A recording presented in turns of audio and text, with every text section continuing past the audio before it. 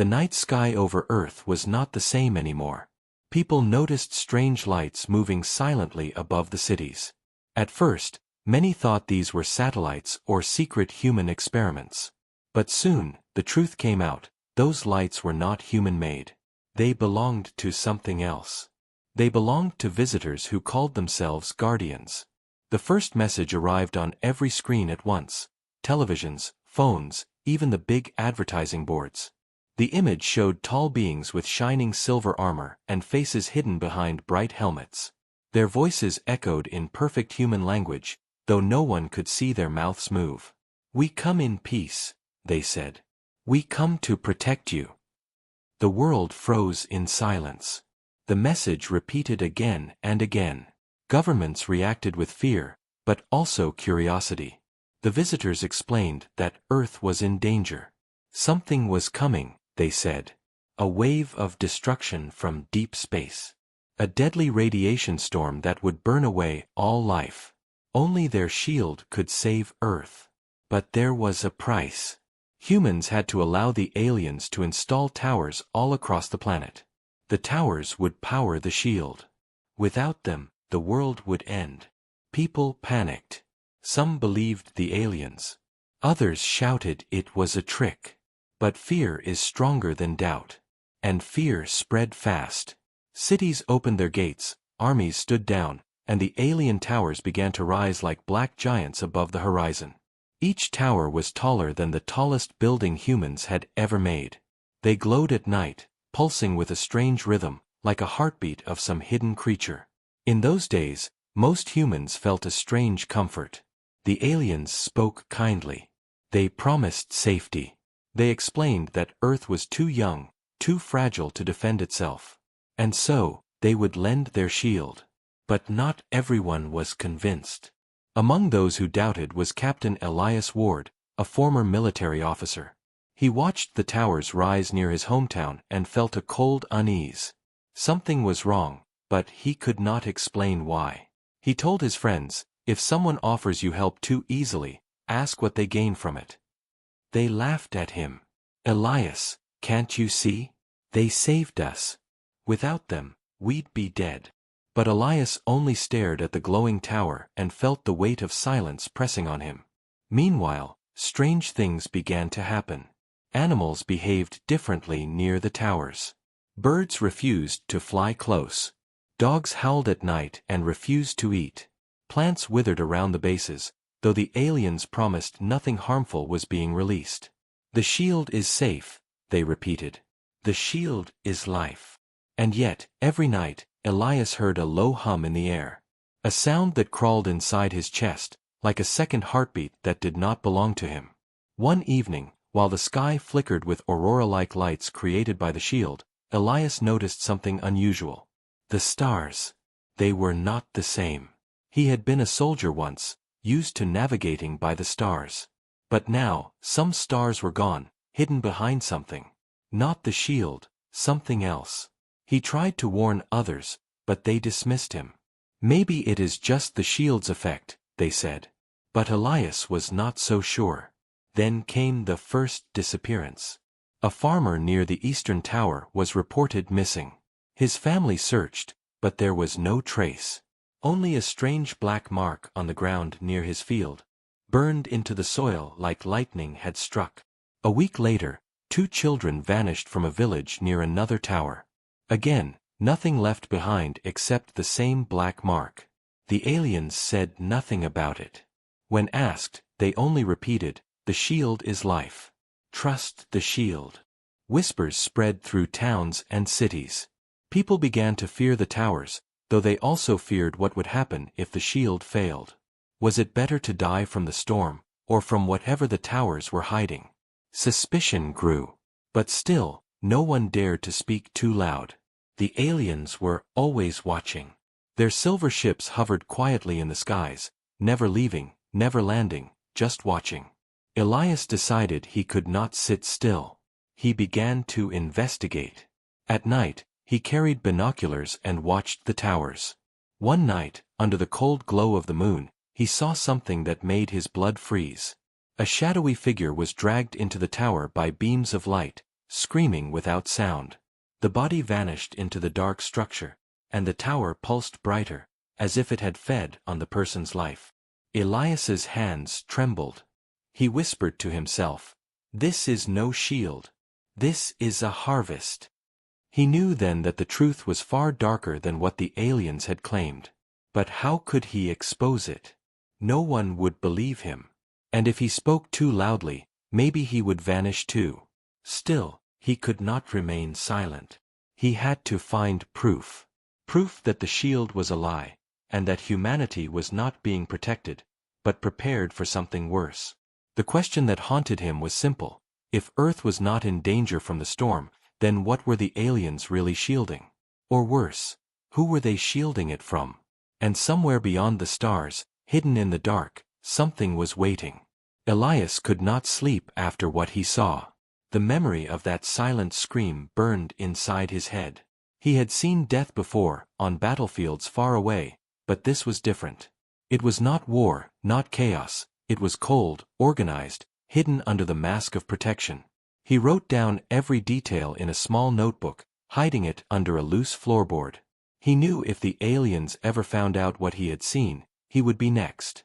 The next morning, life in the town looked normal. People went to work, children played, and the tower stood in the distance, pulsing like a giant black heart. Everyone pretended it was fine, because pretending was easier than facing fear. The aliens kept sending messages, repeating the same words, "The shield protects you. Trust the shield. Without us, you will die." Elias tried to talk to his old friend Marcus, a local engineer who worked near the tower. "Have you ever noticed the hum?" Elias asked quietly. Marcus frowned. "What hum?" Elias leaned closer. "At night. It shakes inside your chest, like a second heartbeat." Marcus laughed, but his eyes looked uneasy. "Maybe it's just power running through the tower." "Don't start scaring people, Elias. You know what happens when someone questions them." That was true. The aliens never punished people openly. But those who asked too many questions simply vanished. Their homes were left untouched, their belongings remained, but the people themselves were gone, like dust swept away by the wind. Later that week, Elias followed Marcus secretly. He saw him enter a restricted area near the tower, carrying tools. Elias watched from the shadows. What he saw chilled him further. Marcus was escorted by two tall alien figures. Their armor glowed faintly, and their movements were too smooth, almost machine-like. They pointed toward the base of the tower, and Marcus worked nervously, connecting wires, adjusting panels. When he stepped back, Elias saw something strange, a chamber opening at the tower's base. Inside, faint shapes floated in a greenish liquid. They looked like human bodies, suspended, unmoving. Elias covered his mouth in horror. The chamber closed quickly, and the aliens guided Marcus away. Elias realized Marcus must have seen those bodies too, but he said nothing. Maybe he was too afraid.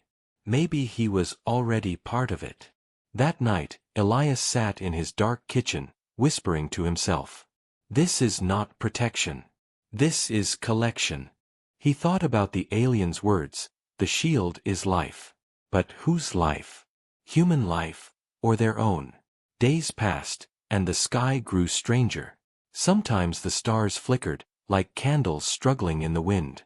Sometimes, strange shadows passed across the moon, shapes too large to be birds, too quiet to be planes. People ignored it.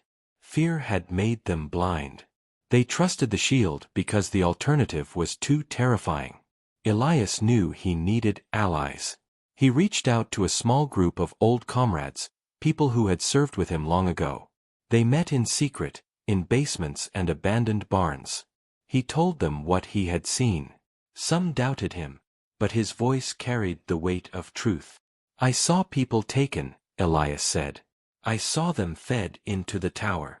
And I swear to you, they are not dead. They are stored. For what, I don't know. But this is not rescue. This is farming." One of his comrades, a woman named Sarah, clenched her fists. "Then we fight. We tear down the towers." Elias shook his head. Not yet. We need proof. If we attack now, people will side with the aliens. They believe the shield is saving them. We need to show the truth, in a way no one can deny. Sarah nodded reluctantly. Then we watch. We gather. And when the time comes, we strike. The group began shadowing alien patrols, recording strange events with stolen cameras. They saw humans dragged away under cover of night. They saw ships landing silently near the towers, unloading machines that burrowed deep into the earth. And sometimes, they saw humans walking willingly into the towers, their eyes blank, as if controlled by something unseen. Elias's heart grew heavier with each discovery. Something was changing in people. The longer they lived under the shield, the less human they seemed. Smiles looked forced. Conversations were shorter. Dreams were filled with static and whispers. It was as if the shield was not protecting their minds, but rewriting them. One night, Elias stood outside, staring up at the glowing sky. He whispered to himself, "They are not building a shield to protect us. They are building a cage to keep us inside." At that very moment, a deep rumble shook the ground. The tower pulsed brighter than ever, casting shadows across the land. And in the sky, far beyond the shield, a shape moved. It was massive, darker than space itself, blotting out the stars. Elias's breath caught in his throat. Whatever the aliens were hiding Earth from, it was here. And he realized with a cold certainty, the shield was never meant to save humanity. It was meant to serve something far, far worse. The sky stayed strange for many nights after that. People began to whisper about the shadow Elias had seen, though none dared speak too loudly. The aliens said nothing about it. They kept repeating their message, "The shield protects. Trust the shield." But Elias knew the truth. Something huge was out there, moving closer, and the shield was not for humans, it was for them. Elias and his small group of comrades met again, this time in an abandoned warehouse near the river. Sarah spread maps on the dusty floor, marking locations of the towers. "They are placed perfectly," she said.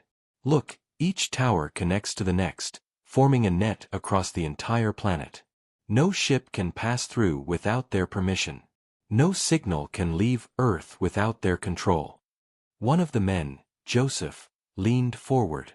"It's not a shield. It's a prison wall." The words hit Elias like a stone. Prison. Yes, that was what it felt like. The towers hummed, the sky glowed, and humans walked under it all like animals trapped in a cage. Elias lowered his voice. "We must go inside a tower. We need evidence no one can deny. If we can record what's inside, show it to the world, people will stop trusting them. Then maybe, just maybe, we can fight back." It was dangerous, but they agreed. The chance came sooner than expected. Marcus, the engineer, found Elias in secret. His face was pale, his eyes sunken with fear. "I saw them," he whispered. "They opened the chamber again. The bodies, there are hundreds now. Men, women, children, floating like meat in storage. They told me the energy is needed to strengthen the shield, but I know it's a lie. They are draining us, using us as fuel." Elias grabbed his shoulder. "Then help us. Show us a way inside." Marcus hesitated. His lips trembled. Finally, he nodded. "Tomorrow night. There will be a maintenance window. I can get you past the outer barrier. But if they catch me..." He couldn't finish. He didn't need to. Everyone knew what happened to those who disobeyed. The following night, under the cover of darkness, Elias, Sarah, and Joseph followed Marcus to the base of the tower. The air around it vibrated with a deep, unnatural hum. The closer they came, the heavier their bodies felt, as if gravity itself pressed harder. The ground smelled of burnt metal, and faint sparks of green energy floated through the air like fireflies. Marcus led them to a narrow panel hidden behind cables. His hands shook as he entered a code into a small device strapped to his wrist. The panel slid open, revealing a dim tunnel that led down into the earth. "Go," Marcus whispered. "I can't go with you. They monitor me already. If they see I'm gone." He turned away before finishing, vanishing into the night. Elias, Sarah, and Joseph stepped into the tunnel. The air inside was cold, so cold their breaths turned to mist. The walls pulsed faintly with green veins of energy, like the tower itself was alive. They moved deeper until they reached a vast chamber. Elias froze. Suspended in rows of transparent tanks were human bodies, hundreds of them. Their eyes were closed, their skin pale, their chests rising and falling slowly as if they were asleep. Tubes ran from their bodies into the walls, carrying glowing liquid that fed the tower's core. Sarah covered her mouth. "Dear God, they're alive." Joseph's hands shook as he raised the small camera. "The world has to see this." But before they could move closer, a metallic sound echoed behind them. Heavy footsteps. A tall alien figure appeared in the tunnel entrance, its silver armor shining in the faint green glow. Its helmet turned toward them, glowing eyes narrowing. For the first time, Elias heard its voice directly, not through a broadcast. "You should not be here." The alien raised its hand. Energy crackled in its palm. Elias felt the hair on his arms rise. He grabbed a pipe from the ground and swung with all his strength. The weapon bounced harmlessly off the alien's armor, but it bought a second of distraction.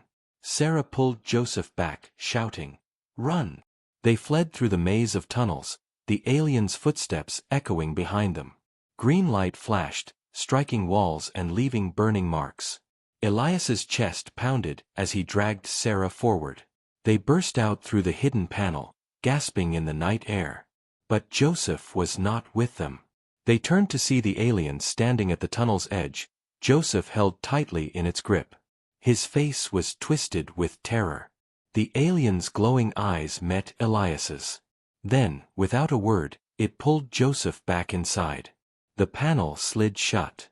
Silence fell. Sarah collapsed to her knees, tears streaming down her face. "We lost him."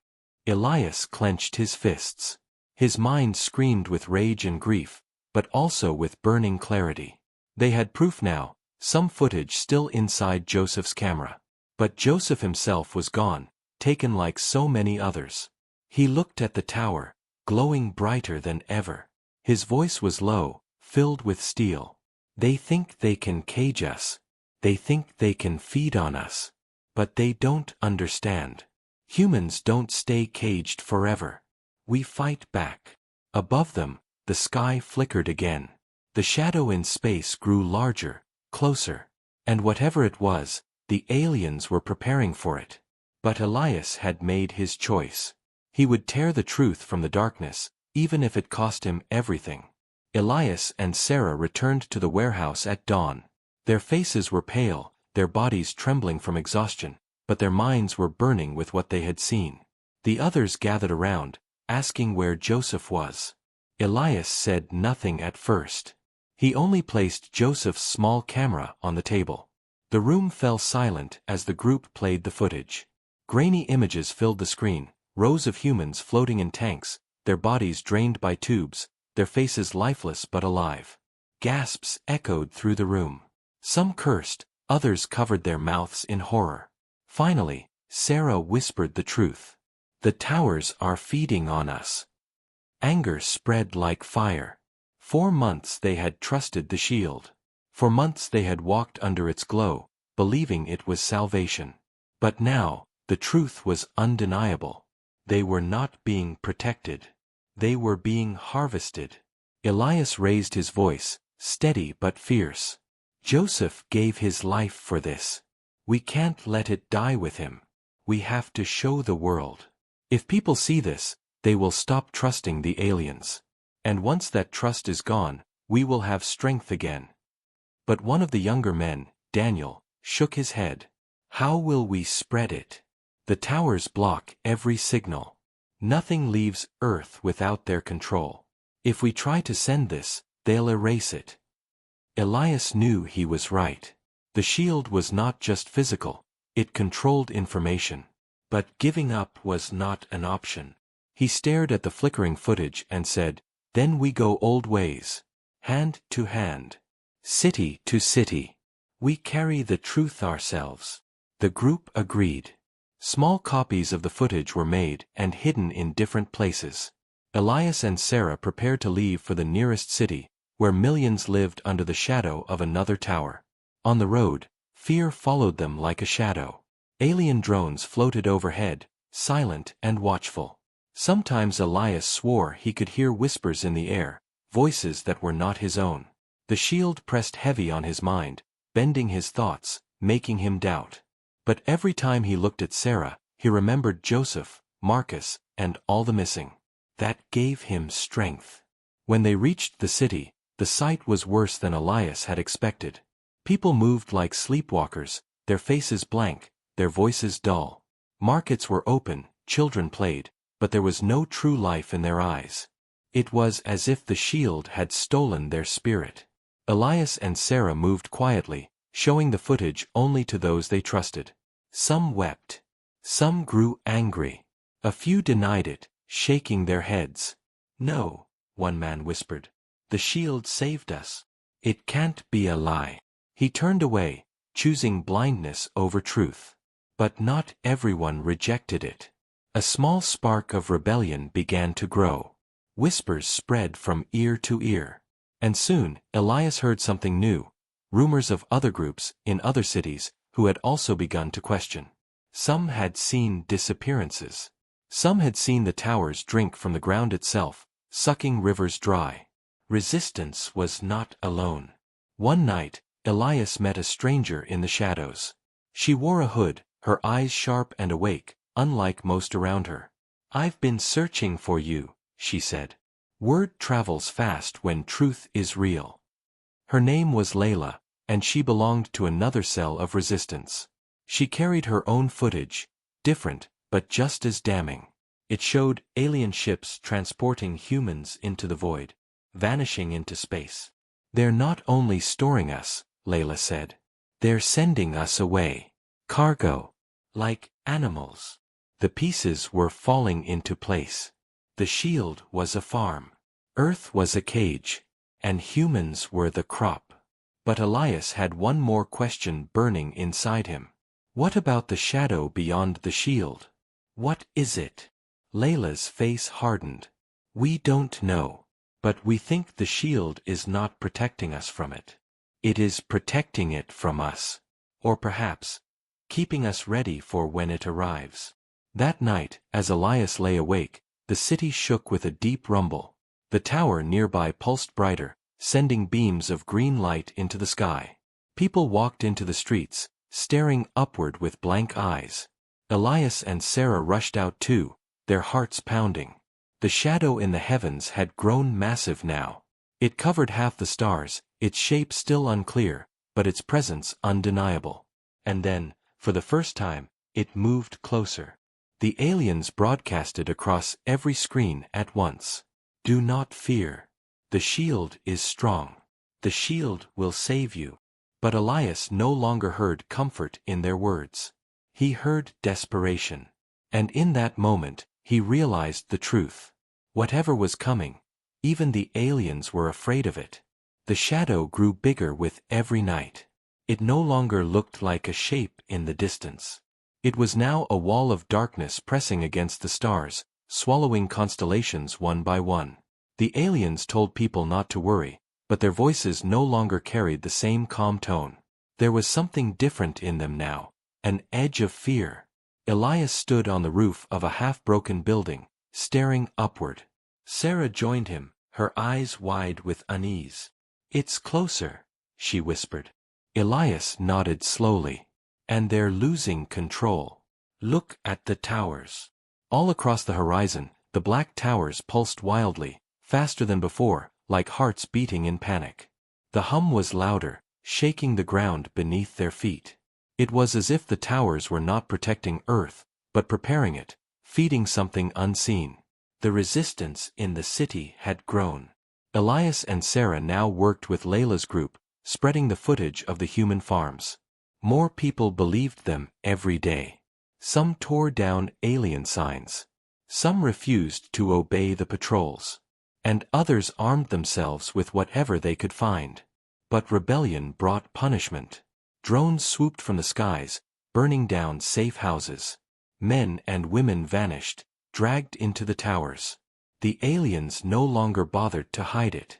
They were desperate, and desperate beings became dangerous. One evening, Layla gathered the groups in an underground station, far beneath the shield's pulsing glow. Torches flickered against the walls as she spread new photographs on the table. They showed the shadow in clearer detail, captured with stolen telescopes. The room grew silent as everyone stared. It was not a planet. It was not a storm. It was a structure. A colossal vessel, larger than anything humanity could imagine. Its surface was jagged, alive with faint red lights that flickered like eyes. It moved slowly but with purpose, drawn toward Earth as if the planet were prey. Sarah's voice trembled. "What is it?" Layla shook her head. "We don't know. But the aliens fear it. That's why they built the shield. Not for us. For themselves. They are hiding here, using Earth as cover. And we are their resource. Their supply." Murmurs of anger spread through the room. Elias clenched his fists. "Then we are not their allies. We are their cattle. And if that ship is coming, it is not coming for us. It is coming for them." The group agreed to act before it was too late. They could not destroy all the towers, yet.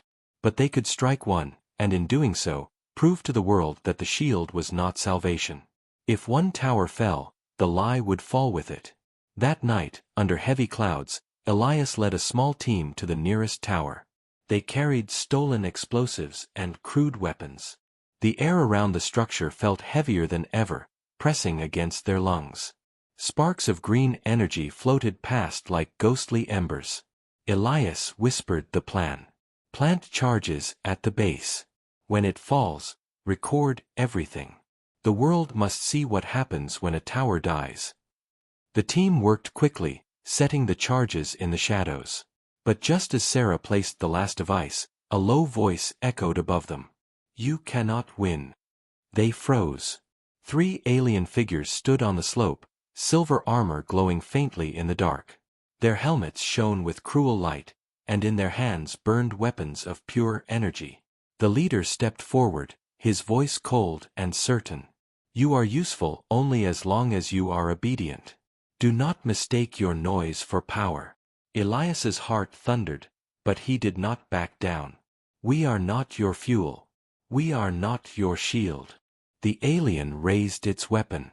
Light crackled, ready to fire. Before it could, Sarah slammed her hand on the detonator. The ground roared with thunder as the charges erupted. The base of the tower split apart in a violent explosion, green fire shooting upward. The giant structure groaned like a dying beast, then collapsed, crashing into the earth with a scream of metal and light. The shockwave threw everyone to the ground. Elias's ears rang, his vision blurred. When the smoke cleared, the tower was gone, reduced to ruins. And in the sky above, something happened. The shield flickered. For the first time since it was built, the glowing net across the heavens cracked, opening a hole. Through it, the colossal vessel in space was visible to all. Millions across the planet saw it now, not as rumor, not as shadow, but as truth.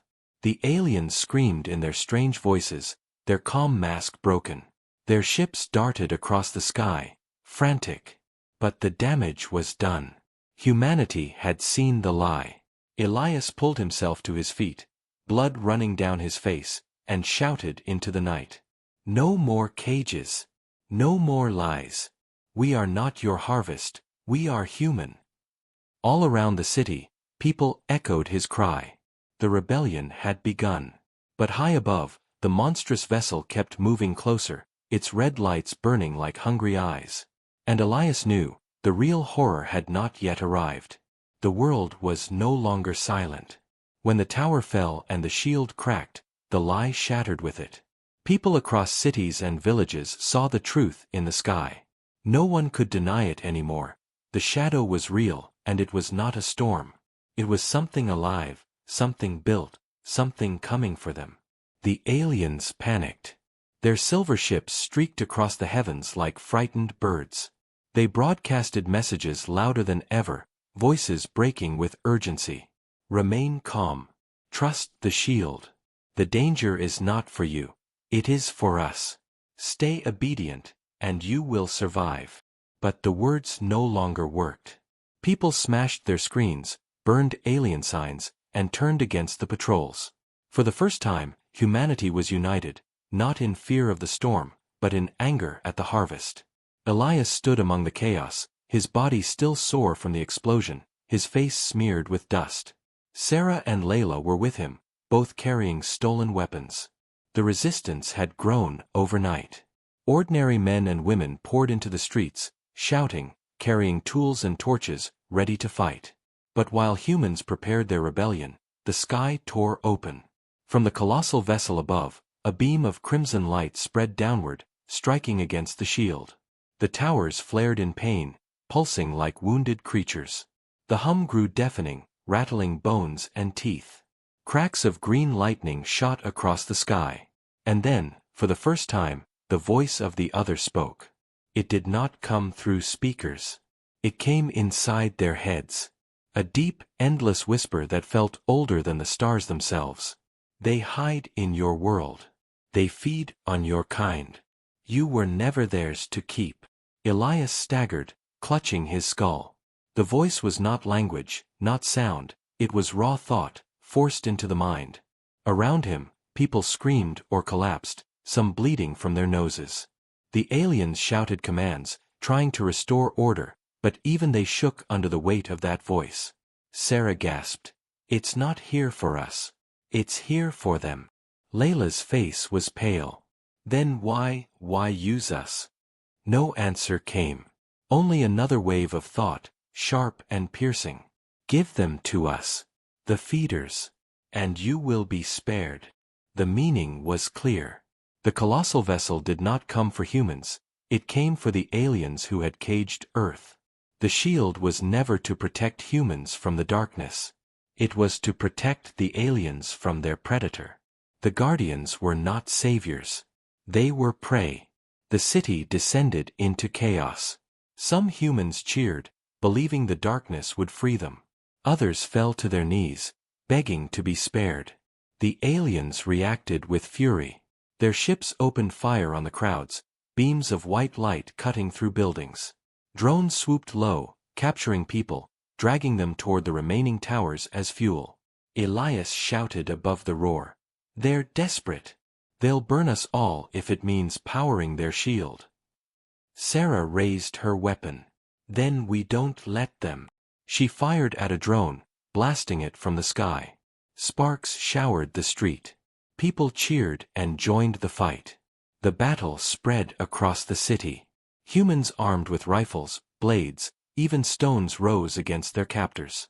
The aliens fought back with weapons far stronger, but numbers mattered now. For every human that fell, 3 more picked up the fight. The world was no longer blind. Elias and his group pushed toward another tower, dodging blasts and rubble. Layla carried Joseph's old camera close to her chest. If we can bring this tower down, she shouted, the shield will weaken again. That ship will break through completely. Elias hesitated for only a moment. He did not trust the voice in his head, but he knew one thing. The aliens were liars, parasites. If the darkness wanted them gone, maybe that was justice. Or maybe it was another trap. But humanity had no choice left. They reached the tower's base, where alien soldiers stood guard. The figures moved like machines, their glowing eyes cold. The resistance charged, shouting, firing, throwing explosives. The ground shook, the tower roared with energy, and the night sky flashed with green and red. In the chaos, Elias fought hand to hand with one of the armored beings. He swung a steel rod, sparks flying as it clashed against alien metal. The alien grabbed his throat, lifting him into the air. Elias gasped for breath, but even then, his eyes burned with fury. You should never have come to our world. Sarah fired, striking the alien's chest. The creature dropped Elias and fell, sparks bursting from its armor. The group placed charges at the tower's core. With one final blast, the structure split apart, collapsing in fire and thunder. The shield cracked again, a hole spreading wide across the heavens. And through it, the colossal vessel descended, blotting out the moon. Its crimson lights swept across the earth like searchlights, and the alien ships scattered in terror. For the first time, the hunters had found their prey. Elias stared upward, his chest heaving, his mind torn between hope and dread. The voice thundered again. You are free. But freedom has a price. The sky burned red. The sky was no longer dark. It burned red as the colossal vessel descended through the broken shield, its vast body stretching across the heavens like a moving continent. Its lights pulsed like beating hearts, casting shadows over every city, every mountain, every sea. Humanity had never seen anything so massive, so alive. The alien guardians screamed in their strange language, their ships scattering like insects. They fired beams of white light into the sky, desperate, but the attacks vanished against the red surface of the vessel. Their weapons, so powerful against humans, meant nothing here. Elias stood in the ruins of the second fallen tower, Sarah and Layla at his side.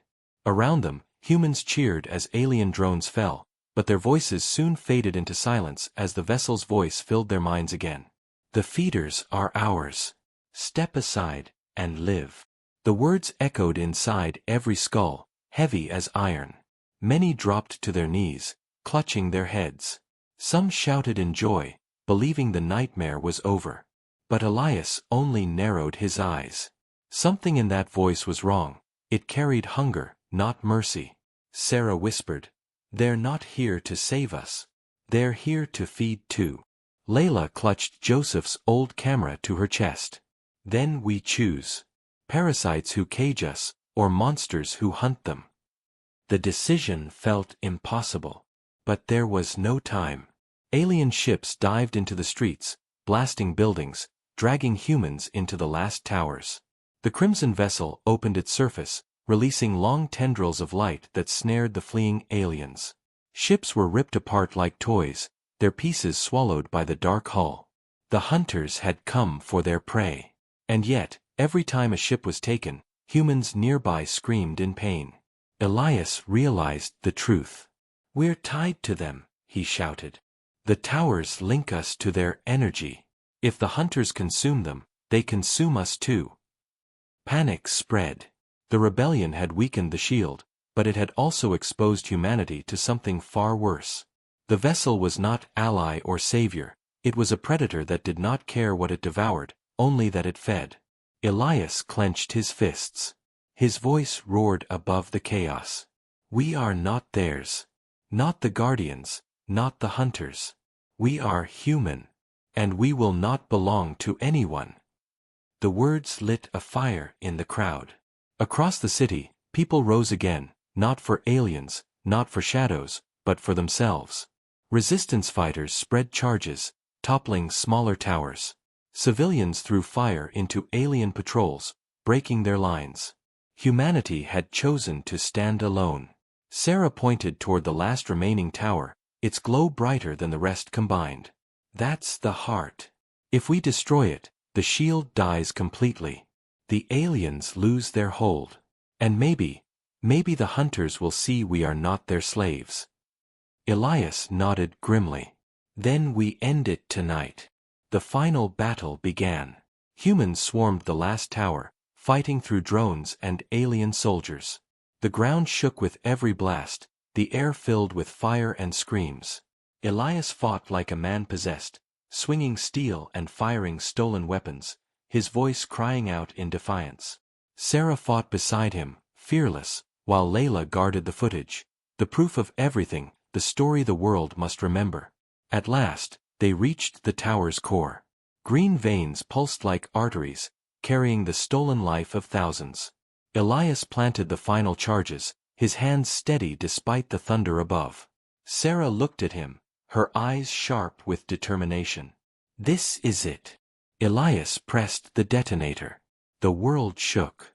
The tower split apart, collapsing in a storm of fire. A wave of energy ripped through the land, and the shield shattered completely. For the first time in months, the true night sky appeared, black, endless, filled with stars. The colossal vessel froze in the heavens. Its crimson tendrils recoiled, as if confused. The connection was gone. The fuel was gone. Humanity had cut itself free. For a long moment, silence ruled the earth. Then the voice thundered again, filled with anger. You cut the chain. You are not prey, for now. The vessel's lights dimmed. Slowly, it pulled back into the void, vanishing beyond the stars. The hunters had lost their prize. The surviving alien guardians fell silent too. Their ships flickered, some crashing without the tower's power. The few that remained fled into the sky, abandoning Earth at last. Humans stood among the ruins, broken but unbroken. The air was filled with smoke, fire, and the cries of the living. They had survived. Not because of aliens, not because of hunters, but because they had chosen to fight for themselves. Elias stood on the rubble of the last tower, staring at the free sky. His voice was hoarse, but strong. They thought we were weak. They thought we were fuel. But we showed them the truth. We are human. And we are nobody's harvest. Sarah and Layla stood beside him. Around them, survivors raised their fists, their voices rising as one. The stars above shone brighter than ever, but deep in the dark, shadows still moved. The hunters would return someday. Others would come, too. But Earth would never be caged again. Because now the universe knew one thing. Humans fight back.